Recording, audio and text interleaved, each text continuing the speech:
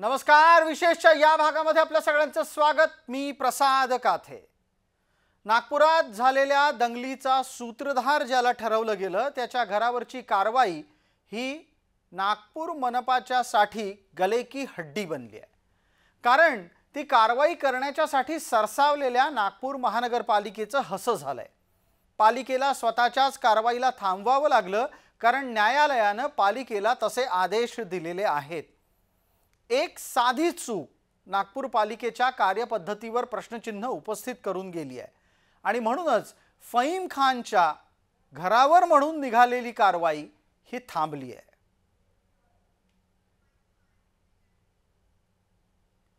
फहीम खानच्या घरावर कारवाईच्यासाठी बुलडोझर मोठ्या संख्येने सोमवारी सकाळी पोहोचले आणि सकाळी तिथे पोहोचताच फहीम खानचं घर समजून कारवाई सुरू सुद्धा झाली।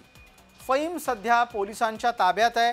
दुसरीकडे त्याचं घर समजून जिथे कारवाई सुरू झाली त्या घराच्या संदर्भात न्यायालयात प्रकरण सुनावणीसाठी आलं।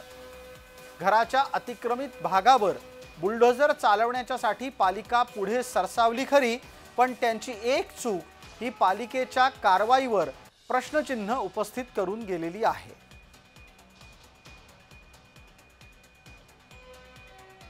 17 मार्चला नागपूरमधील महाल परिसरात दंगल घडवण्यात आली आणि त्या दंगलीनंतर जे आहे 100 पेक्षा जास्त आरोपींना अटक करण्यात आलेली आहे आणि त्यामध्येच जे मुख्य आरोपी आहेत त्यांच्या घरावर जी आहे आज महाराष्ट्र शासन असेल किंवा नागपूर महानगरपालिका असेल यांच्याकडनं ही कारवाई करण्यात आलेली आहे। त्यांची घरं जी आहे ते निस्तनभूत करताना आपण जे आहे बघितलेलं आहे आणि त्या अनुषंगाने जर बघितलं गेलं तर त्यानंतर जे आहे जे आरोपी आहेत फहीम खान यांच्या आईनी जे आहे नागपूरमधील जे आहे उच्च न्यायालयाच्या नागपूर खंडपीठामध्ये जे आहे याचिका दाखल केली होती आणि त्यानंतर जी आहे दुपारी उच्च न्यायालयाने जे आहे त्या कारवाईवर स्थगिती दिलेली आहे आणि येत्या 15 दिवसात जे आहे हे उत्तर राज्य शासनाचे मुख्य सचिव जे आहेत त्यांना हे उत्तर मागितलेलं आहे। हे घरफोडी करता जी स्थगिती आहे ती देण्यात आल्याचं बघतो आहोत।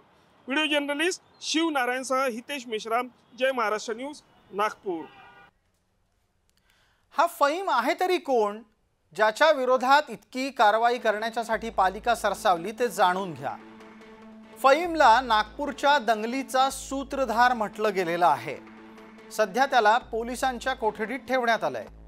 तो या व्यतिरिक्त मायनॉरिटी डेमोक्रेटिक पार्टीचा शहर अध्यक्ष म्हणूनही ओळखला जातो।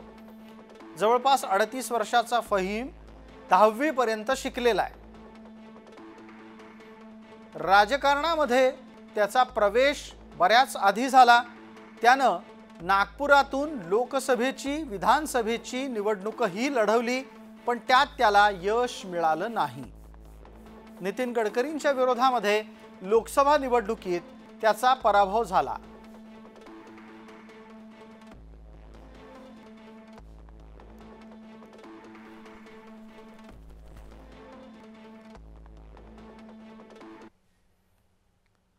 नागपूरच्या दंगलीचं प्रकरण हे फहीम खानच्या घरावरील कारवाईला स्थगिती देण्याच्या संदर्भात चर्चेत आलं। फहीम खानच्या घरावर जी कारवाई झाली त्याची काही दृश्य आता आम्ही आपल्याला दाखवणार आहोत। त्या अनुषंगाने आपल्याला लक्षात येईल की कशा पद्धतीने ही कारवाई होतीये।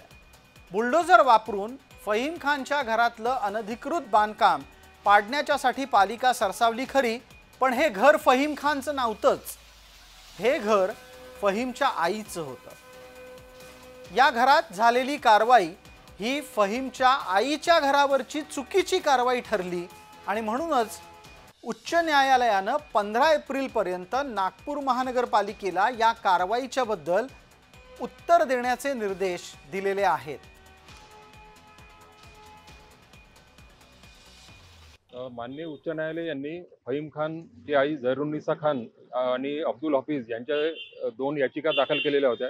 त्या याचिकेमध्ये याचिकाकर्ते हे भारतीय नागरिक नाही का असा सवाल माननीय उच्च न्यायालयाने केलेला आहे व अवैध कारवाई जी झालेली आहे बांधकाम पाडण्याची तर ती सर्व कारवाई जी आहे सुप्रीम कोर्टाच्या गाईडलाईननुसार न झालेली असल्यामुळे तात्काळ प्रिन्सिपल सेक्रेटरी व नागपूर महानगरपालिका यांना उत्तर मागितलेले आहे आणि पुढची सुनवाई 15 एप्रिलला ठेवलेली आहे. आता एका बाजूला नागपूर महानगरपालिका जी कारवाई करण्यासाठी सरसावली होती आणि उच्च न्यायालयाच्या नागपूर खंडपीठानं त्यांचे कान उपटले आहेत, त्या कारवाई प्रश्नी काही मुद्दे समोर येतात.